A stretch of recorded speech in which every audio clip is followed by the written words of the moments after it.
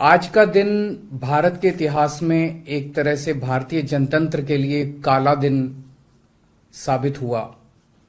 आज संसद के अंदर दिल्ली के लोगों को गुलाम बनाने वाला बिल पास कर दिया गया।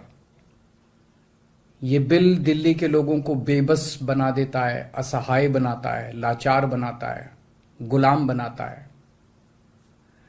जब हम आजाद नहीं हुए थे 1935 में, अंग्रेजों ने एक कानून बनाया था। उस कानून का नाम था गवर्नमेंट ऑफ इंडिया एक्ट। उस कानून में अंग्रेजों ने यह लिखा था कि भारत में चुनाव तो होंगे, लेकिन जो सरकार चुनी जाएगी उसको कोई काम करने की पावर नहीं होगी, काम करने की शक्तियां नहीं होंगी। जब हमारा देश आजाद हुआ तो हमने संविधान बनाया और संविधान में हमने लिखा कि चुनाव होंगे, लोग अपनी सरकार चुनेंगे और जो सरकार चुनेंगे उस सरकार को लोगों के लिए काम करने की सारी शक्तियां होंगी। आज आजादी के 75 साल के बाद प्रधानमंत्री मोदी जी ने दिल्ली के लोगों की आजादी छीन ली। उन्होंने 1935 वाला अंग्रेजों का कानून बनाया है कि दिल्ली के लोग, चुनाव तो होंगे दिल्ली में, दिल्ली के लोग अपनी सरकार तो चुनेंगे, लेकिन उस सरकार को काम करने की कोई भी शक्ति नहीं होगी। ये कानून आज हमारे देश की संसद ने पास किया है। दिल्ली के लोगों की वोट की अब कोई कीमत नहीं बची है। अब सरकार बनाई, उस सरकार की कोई शक्ति नहीं है। सुप्रीम कोर्ट ने एक आदेश दिया था, 11 मई को सुप्रीम कोर्ट ने आदेश दिया था। सुप्रीम कोर्ट ने क्या कहा? सुप्रीम कोर्ट ने कहा भारत एक जनतंत्र है। इस जनतंत्र में हम अपनी सरकार चुनते हैं, जनता अपनी सरकार चुनती है और उस सरकार को जनता के लिए काम करने की पूरी ताकत होनी चाहिए, सुप्रीम कोर्ट ने कहा।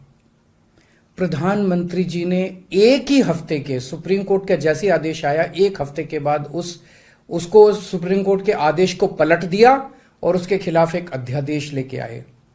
और आज हमारे देश की संसद ने उस अध्यादेश को इस देश का कानून बना दिया कि अब दिल्ली के लोगों की चुनी हुई सरकार को काम करने की कोई ताकत नहीं होगी। अब इस कानून में लिखा है कि दिल्ली के लोग जो मर्जी सरकार बनाएं, लेकिन उस सरकार को चलाएंगे एलजी साहब और मोदी जी, सीधे सीधे वही लोग चलाएंगे इस सरकार को। तो इससे साफ जाहिर है कि प्रधानमंत्री मोदी जी कह रहे हैं कि मैं सुप्रीम कोर्ट को भी नहीं मानता। जिस देश के प्रधानमंत्री उस देश की सर्वोच्च अदालत को नहीं मानते, उस देश का क्या भविष्य हो सकता है? सीधे सीधे वो कह रहे हैं सुप्रीम कोर्ट जो मर्जी आदेश पास करे, अगर मुझे सुप्रीम कोर्ट का आदेश पसंद नहीं आया तो मैं उसके खिलाफ कानून बना के सुप्रीम कोर्ट के आदेश को पलट दूंगा। इतना अहंकार हो गया इन लोगों को। इन लोगों ने देखा कि दिल्ली में आम आदमी पार्टी को हराना बहुत मुश्किल है। पिछले 4 चुनाव सीधे सीधे 2013 में, 2015 में, 2020 में और उसके बाद एमसीडी का चुनाव, सीधे सीधे 4 चुनाव बीजेपी आम आदमी पार्टी से दिल्ली में हार गई। दिल्ली के अंदर 25 साल से ज्यादा हो गए अब बीजेपी की सरकार नहीं बनी है। 25 साल से इनको वनवास दिल्ली के लोगों ने दिया हुआ है। तो इनको लगा कि आम आदमी पार्टी को हराना मुश्किल है, तो इन्होंने चोर दरवाजे से, पीछे से चोर दरवाजे से इन्होंने दिल्ली की सत्ता को हथियाने की कोशिश की है। दिल्ली के लोगों ने एक बार आम आदमी पार्टी को 70 में से 67 सीट दी और 3 सीट बीजेपी को दी। दूसरी बार 70 में से 62 सीट दी और 8 सीट बीजेपी को दी। तो एक तरह से दिल्ली की जनता ने चिल्ला चिल्ला के बीजेपी को कहा है कि दिल्ली के अंदर दखलंदाजी मत करना। प्रधानमंत्री जी को साफ साफ शब्दों में दिल्ली के लोगों ने कहा, 7 सीट उनको नेशनल चुनाव में 7 सीट दी और दिल्ली के चुनाव में 3 सीट दी।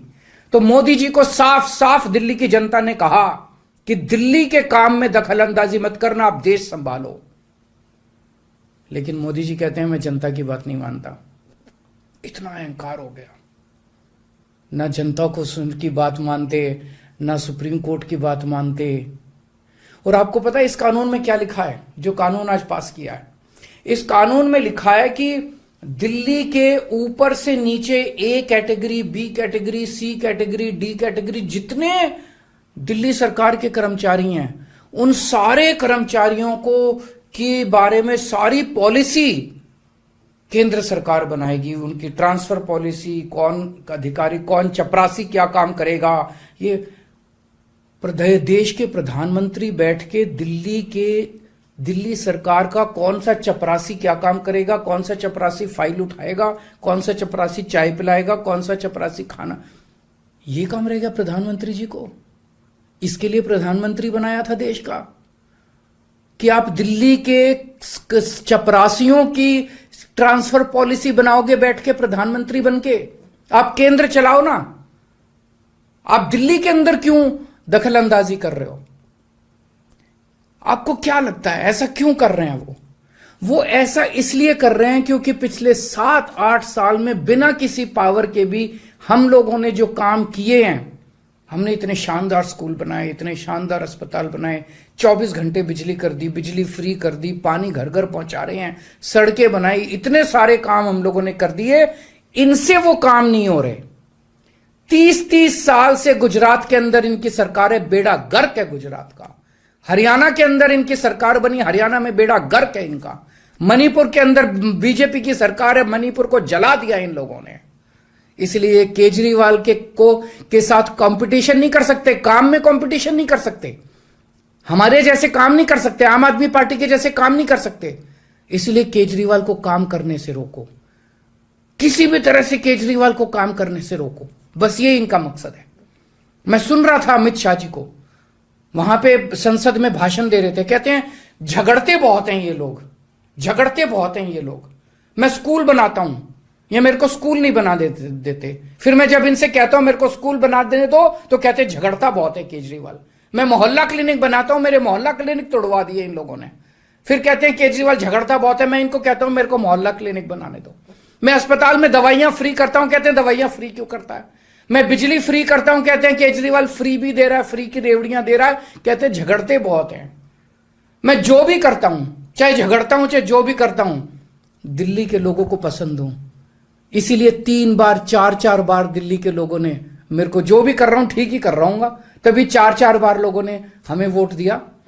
और होम मिनिस्टर अमित शाह जी क्या कहते हैं, मैंने सुना उनको संसद में, हमारे पास पावर है, संविधान ने हमें पावर दी है कानून पास करने की, हमारे पास पावर है, हमें सुप्रीम कोर्ट ने पावर दी है ये कानून पास करने की। अरे आपको पावर दी है जनता की सेवा करने की, जनता के ऊपर अत्याचार करने के लिए पावर नहीं दी है आपको। इतना घमंड मत कीजिए अमित शाह जी। आपको पावर दी गई है ताकि आप विकास करें देश का, आपको पावर दी गई है ताकि आप देश के लोगों को शक्तिशाली बनाएं। आपको पावर इसलिए नहीं दी गई है कि आप देश के लोगों को लाचार बना दें और उनके वोट का अधिकार छीन लें। ये जो आप पावर पावर पावर पावर कर रहे हो, ये पावर आपको जनता की सेवा करने के लिए दी गई है। मैंने देखा है अमित शाह जी पिछले चुनाव में आप घर घर जाके दिल्ली के अंदर पर्चे बांट रहे थे, एक एक घर में जाके आप पर्चे बांट रहे थे। दिल्ली के लोगों ने आपको नकार दिया। अब आप दिल्ली के लोगों को तमाचा मारने आ गए। केजरीवाल से नफरत करते करते इस नफरत में इतने अंधे हो गए कि आपने दिल्ली के लोगों के ऊपर अत्याचार करना चालू कर दिया। और मैं प्रधानमंत्री जी को याद दिलाना चाहता हूं, 2014 के चुनाव में प्रधानमंत्री जी आप खुद आए थे दिल्ली, आपका भाषण उठा के देखिए। आपने दिल्ली की जनता को प्रॉमिस किया था कि मेरे को प्रधानमंत्री बना दो, मैं अब दिल्ली को पूर्ण राज्य बनाऊंगा। उसके पहले, हर चुनाव के पहले भारतीय जनता पार्टी ने आंदोलन किए हैं दिल्ली के अंदर दिल्ली को पूर्ण राज्य बनाने के लिए। और आज आप लोगों ने दिल्ली के लोगों की पीठ में छुरा घोंप दिया, अपनी वादे से मुकर गए। अगर आप ऐसे करोगे फिर प्रधानमंत्री पे कौन यकीन करेगा? आपने खुद बोला था 2014 में कि मैं फुल स्टेटहुड बनाऊंगा, फिर कौन जनता आपके ऊपर यकीन करेगी?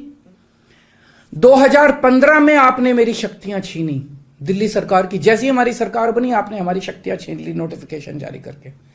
फिर भी बिना शक्तियों के हमने काम किया और दिल्ली की जनता ने मेरे को 2020 में 62 सीट दे के दिल्ली की जनता ने आम आदमी पार्टी की सरकार बनाई।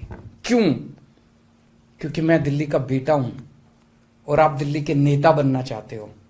दिल्ली के लोगों को अपना बेटा पसंद है और दिल्ली के लोगों को आप जैसे नेता नहीं चाहिए। हम दिल्ली वाले दिल्ली से बहुत प्यार करते हैं और हम जानते हैं कि बीजेपी दिल्ली के लोगों से नफरत करती है, दिल्ली वालों से नफरत करती है। इस बार दिल्ली के लोग बीजेपी को एक भी सीट नहीं देंगे, लोकसभा में एक भी सीट नहीं देंगे। इस पूरे संघर्ष के अंदर बहुत सारी पार्टियों ने, बहुत सारे नेताओं ने दिल्ली के लोगों का साथ दिया। उन सब नेताओं को और उन सब पार्टियों को मैं तहे दिल से दिल्ली के 2 करोड़ लोगों की तरफ से शुक्रिया अदा करता हूं।